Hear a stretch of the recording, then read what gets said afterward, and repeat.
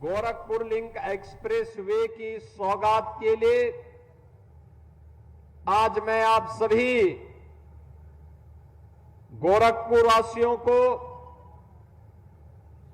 संत कबीर नगर वासियों को, अंबेडकर नगर वासियों को और आजमगढ़ वासियों को हृदय से बधाई देता हूं।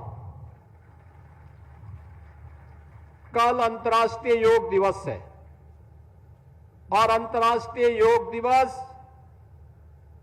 भारत के विरासत को वैश्विक मान्यता आदरणीय प्रधानमंत्री जी के द्वारा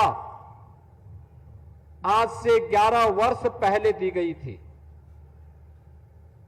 ये 11वां अंतर्राष्ट्रीय योग दिवस की पूर्व संध्या पर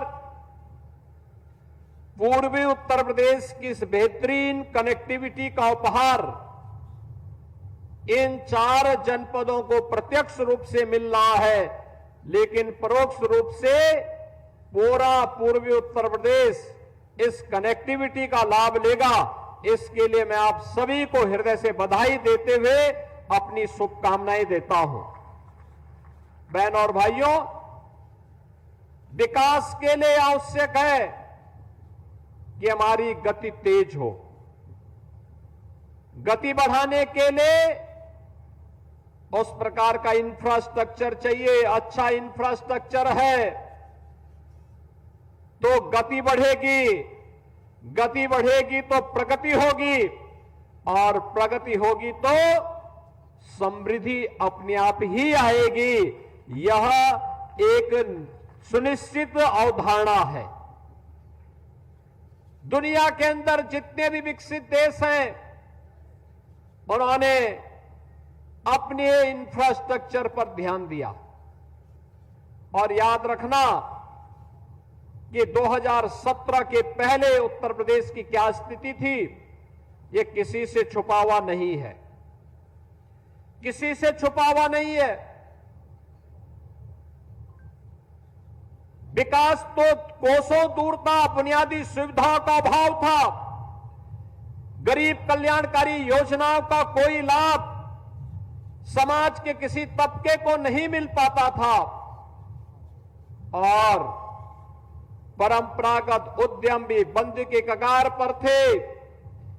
एक जनपद एक माफिया पिछली सरकारों की देन थी। परिणाम था विकास भी बाधित था, व्यापारी और बेटी दोनों की सुरक्षा खतरे में थी। विकास की कोई योजना आती थी तो विकास की इस योजना में बंदर बांट करने के साथ ही माफिया में वर्चस्व की जंग शुरू हो जाती थी। लेकिन अब उत्तर प्रदेश माफिया मुक्त, गुंडा मुक्त, दंगा मुक्त राज्य के रूप में अपने आप को स्थापित कर चुका है। टूरिज्म का और इन्वेस्टमेंट का एक बेहतरीन डेस्टिनेशन बनकर के देश के अंदर उभरा है। पहले पता ही नहीं लगता था सड़क में गड्ढा है या गड्ढा में सड़क है, इसका पता ही नहीं रहता था।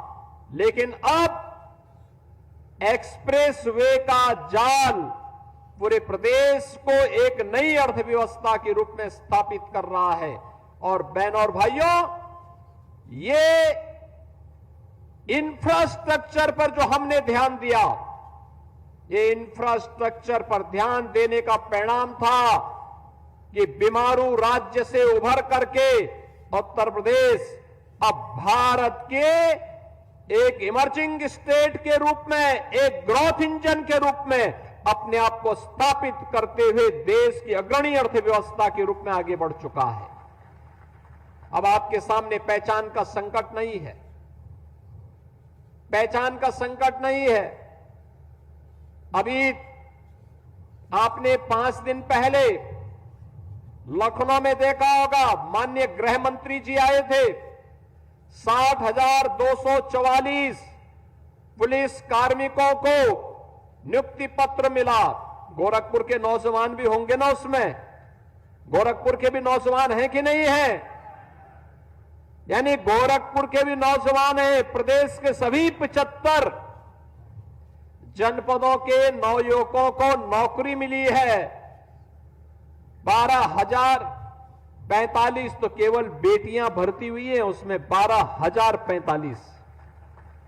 हम लोग जब 2017 में आए थे, 1947 से लेकर के 2017 तक पहुंचते पहुंचते इन 70 वर्षों में केवल 10,000 महिला कार्मिक को नौकरी मिली थी उत्तर प्रदेश पुलिस में। और 2017 से लेकर के अब तक अगर हम देखेंगे तो ये संख्या बढ़कर के 40,000 से ज्यादा हो गई है। बहनों और भाइयों, इन नियुक्तियों में कोई प्रश्न नहीं खड़ा कर सकता। न जाति का भेद, न क्षेत्र का भेद, न भाषा का भेद, न संप्रदाय का भेद। योग्यता के आधार पर आरक्षण के नियमों का पालन करते हुए पारदर्शी और निष्पक्ष तरीके से भर्तियां हुई। आज वे सभी जवान अपने अपने जनपदों में जाकर के वहां योग के कार्यक्रम के साथ जुड़ रहे हैं और कल अंतर्राष्ट्रीय योग दिवस के अवसर पर वे उसका हिस्सा बनेंगे। ये है नया भारत का नया उत्तर प्रदेश। अपनी युवा ऊर्जा को सकारात्मक ऊर्जा के साथ बदलने में और उसकी ऊर्जा का लाभ नवनिर्माण में कैसे करना है, आज उत्तर प्रदेश उस राह पर आगे बढ़ चुका है। 2017 के पहले होता तो इसमें चाचा भतीजे की जोड़ी वसूली के लिए निकल गई होती और किसी भी नौजवान को जो ईमानदारी के साथ भर्ती होने वाला है वह ईमानदारी के साथ भर्ती नहीं हो पाता। बिना उससे पैसे वसूले ये लोग नियुक्ति पत्र नहीं देते, न्यायालय को हस्तक्षेप करना पड़ता।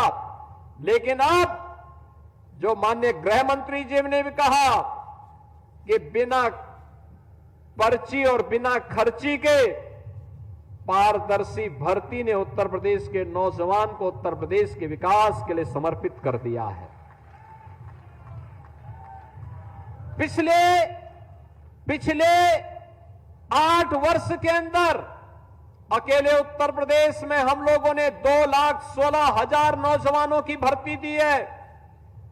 2,16,000 भर्ती अकेले उत्तर प्रदेश में पुलिस बल में हुआ है। और कुल मिलाकर के हम लोगों ने सभी सरकारी विभागों को अगर देखेंगे 8.5 लाख से अधिक भर्ती हम लोग उत्तर प्रदेश में उत्तर प्रदेश के नौजवानों को नौकरी दे चुके हैं। बहनों और भाइयों, ये नौकरी इस बात की सबूत है कि युवाओं को जब पारदर्शी तरीके से नौकरी मिली, सुरक्षा का एक बेहतर वातावरण बना, तो उत्तर प्रदेश में नौकरी के साथ साथ उत्तर प्रदेश की अर्थव्यवस्था भी आगे बढ़ी, सुरक्षा का एक बेहतरीन माहौल भी बना और बेहतरीन माहौल बना तो निवेश भी आता हुआ दिखाई दिया। 50 लाख करोड़ रुपए का इन 8 वर्षों में हमें निवेश के प्रस्ताव प्राप्त हुए, जिनमें 15 लाख करोड़ रुपए को अब तक हम लोग जमीनी धरातल पर उतार चुके हैं।